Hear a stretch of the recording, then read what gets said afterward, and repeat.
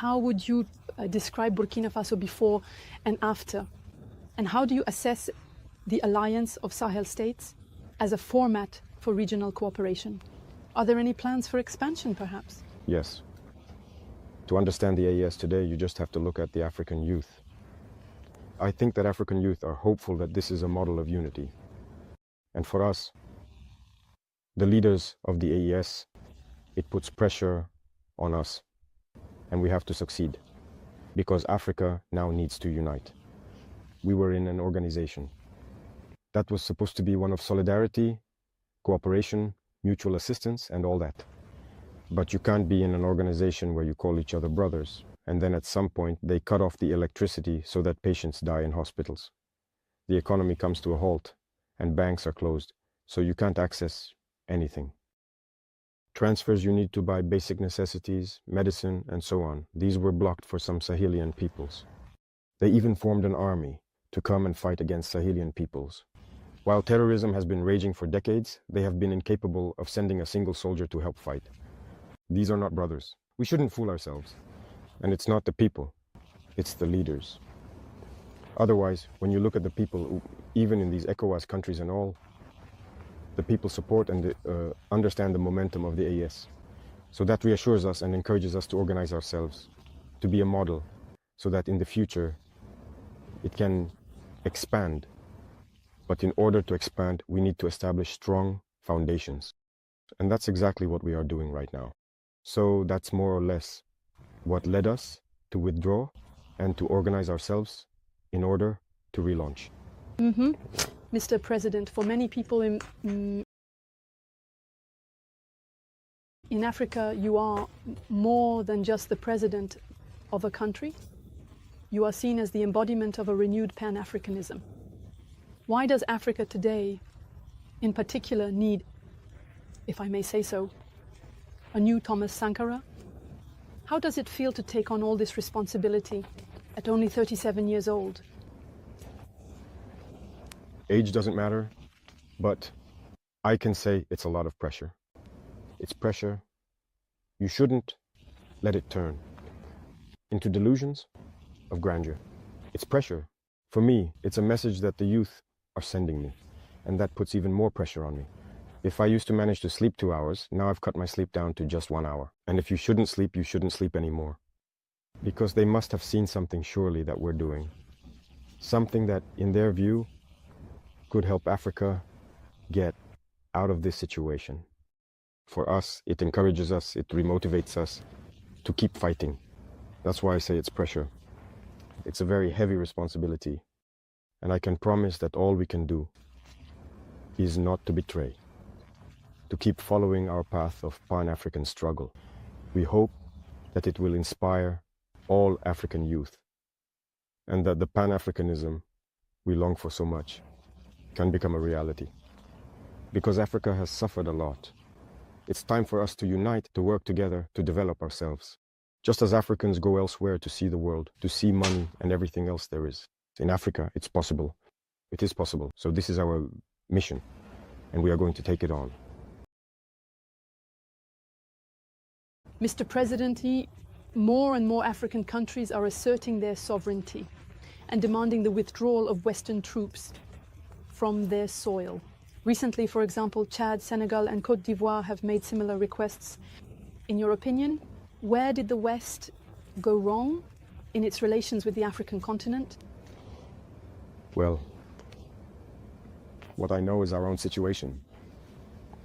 We were at war, we lived with Western troops and all that. We saw, and we decided, as for the other countries that have separated, I can't speak for them because they made their own decisions to separate. But then President Macron said that he was the one who told them to find a solution and all that. I can't get into that debate. Only they know the truth. But one thing is certain. You can't talk about sovereignty while having another country's army on your soil telling you what to do. The economy, education, the entire development of a country is based on the military. So every country should develop its own army, be sovereign and independent. And that's exactly what we are doing. When I look at the case of Burkina, these foreign armies were present, and that contributed to weakening the Burkinabe army. They stopped recruiting. They are the ones who say what volume to recruit. There was more weaponry, equipment and everything. Even back in 1988 under Sankara, we were better equipped than, well, 10 or 20 years later. And in the end, terrorism entered the country. When terrorism arrived, we didn't have an army. We are still suffering from it today. It's in the midst of war that we are now building an army. So it's normal that it takes a bit of time. We are suffering, but we have to build an army. And when we come out of this war, we must come out stronger. That's what I'm saying. When I look at the statistics of the Soviet army, the number of men they lost, but when they came out of the war, they emerged much stronger. And today, no army has the equipment that the Russian army has. So we too must learn from our war. To come out of the war, we have to be very strong. Sovereignty begins with the army. Once you have a strong army, all the other sectors can easily develop. That's what I can say. That's what led Burkina, in any case, to separate from those armies. All right. Another topic that persists and is important is the Ukrainian issue. Russia declares itself ready to negotiate without preconditions, while Ukraine constantly imposes constraints. Moreover, Kyiv supports terrorists in the Sahel. In your opinion, who does not want peace for our two countries? I think that even before now, there was the Turkish President Erdogan, who managed to create a framework for dialogue. And I believe that the two presidents met at that time. It was only the beginning of the operation. All of us hoped that it would lead somewhere, that the weapons would fall silent, and that everyone would return to good intentions. But it was the Westerners who came and told the Ukrainian president not to accept. We followed all that, and in the end, what did it lead to? Well, I think all of this falls under manipulation. I think they were manipulated. Otherwise, the Ukrainian and Russian peoples were, well, it was the Soviet Union. They are brothers. How is it that hatred and Russophobia could be cultivated within this population? The war did not start in 2022. It started in 2014. This is also a reality that many people perhaps don't know, or that people refuse to acknowledge. It was in 2014 that the war began. And today, people are surprised to see that others might be shifting the blame onto Russia and all that. When Russian-speaking civilians were being bombed in 2014, who was speaking out? There are images that still exist. People were locked inside houses and burned. There are images that are there, but action should have been taken all that time. They were manipulated. And today, the reality is plain to see. You see, all the aid that was given, it wasn't really aid. They were told to hand over their minerals. In reality, Ukraine no longer belongs to the Ukrainians. They were manipulated, and now they are the losers. All sectors will be managed by those who led them into this war. The hope was to weaken Russia, but Russia is coming out of this war even stronger. So I think they need to understand this and come back to their senses in order to negotiate and achieve peace. Because they have declared that they support the terrorists. You all followed that. And we can also see on the ground that they are indeed supporting the terrorists. This is not a good war. I think they are completely mistaken. They need to come back to their senses. In any case, they can support them, but we will fight them and we will win. News agency and its role in the African media landscape. What makes its content appealing to African audiences? And in your opinion, what is the main difference with mainstream media? The press is very important. Communication, you know that it's through the press that people's minds are shaped. So you already play a very important role by bringing out a part of the truth about history and the present. You must continue in this direction to awaken people's awareness. Because you see, it's all this Western press and all that which have contributed to putting the African people's consciousness to sleep. It's their narrative that gets through and all that. And we've been able to realize that often they invent big lies, just to divide people, to allow their policies to operate and do whatever they want, to prepare the ground and everything. So you need to do the opposite of what they do. That is, contribute to awakening people's awareness, and you have an important role to play, especially in Africa itself, so that Africans understand their own history, wake up and stop believing the lies of these Western media outlets. And you see, when it doesn't suit them, when you tell them the truth, they shut down the media. But here, when a media outlet is shut down, it becomes a huge issue. And what's unfortunate is to see even Africans supporting this. Over there, they shut down media outlets whenever they want, whenever it doesn't please them. Or those same people don't say a word. But when we shut down media outlets, you see so-called intellectual Africans on TV panels. We don't know what they've taken, but it's dangerous. So you have a very important role to play, as do all the media, in awakening the consciousness of Africans. There you go. I said that we are here so that young people wake up. We're not here with the intention of looting or anything like that. We want to build Africa. And if young people aren't awakened, they'll be lulled to sleep. These Western media sing our praises, saying we're doing well, we're doing well. But no, that's not true. We want people to know when things aren't going well for us. That's it, and for others to take over when needed. But when they also lie and say things aren't going well, we'll prove the opposite. So keep communicating and raising awareness in Africa. Thank you very much. Mr. President, following the statements made by the AFRICOM commander before the US Senate, your government responded firmly, denouncing unfounded accusations regarding Burkina Faso's sovereign choices. What do you say to those, especially in Washington, who continue to question the legitimacy of your current partnerships, particularly with Russia? And how do you intend to defend Burkina Faso's image on the international stage in the face of this kind of rhetoric? In any case, we are free to establish relations with whomever we choose. That is what independence means. So on this matter, they can continue to think whatever they want. As for us, we will go wherever we want, as long as the partnership can, in any case, be mutually beneficial for both parties. Regarding those remarks, as you mentioned, we protested through the Ministry of Foreign Affairs. That was one thing.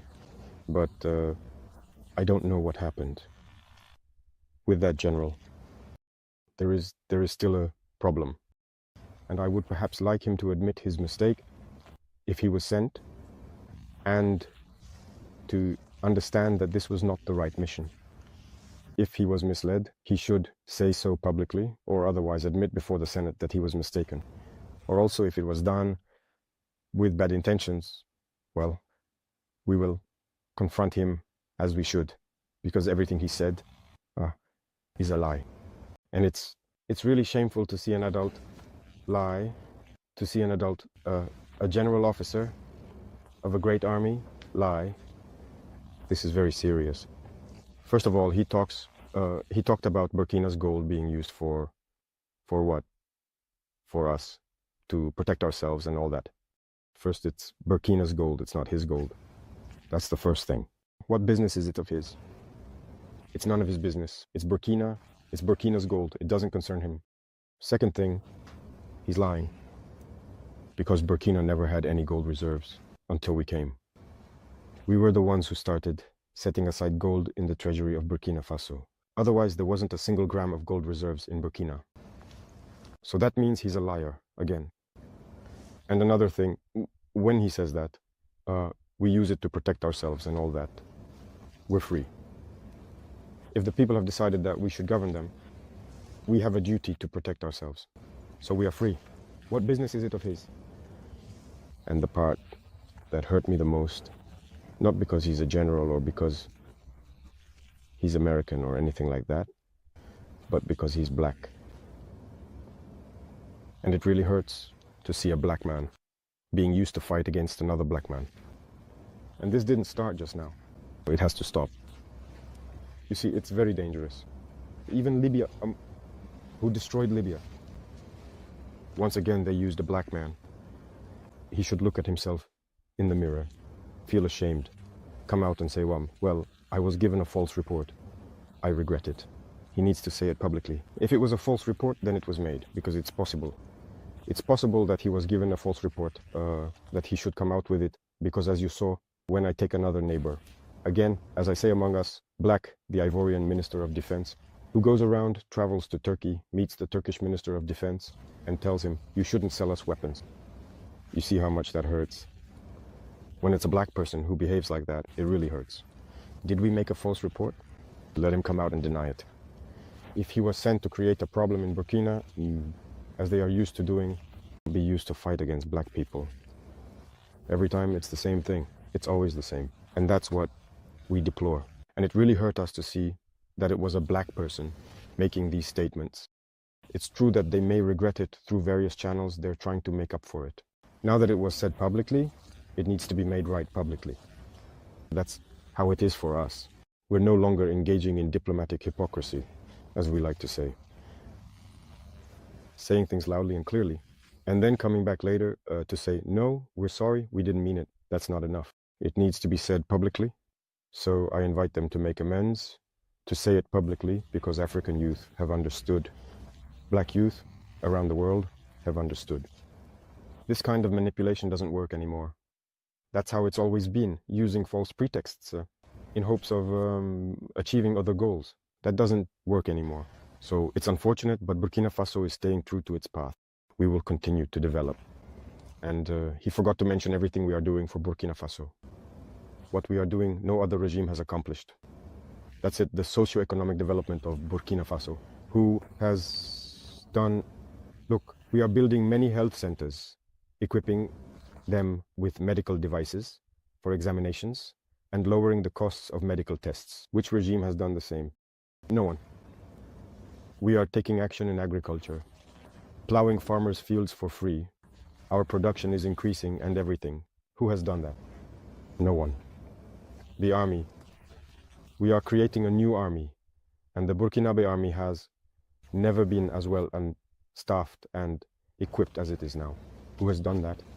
No regime. When it comes to employment, no regime has created as many jobs as we have. Industrialization. Maybe that's what bothers them. That's what they want to stop. So they have to make up lies. In any case, I invite them to rethink their approach. That's what I can say. It's a big lie, and it's unfortunate.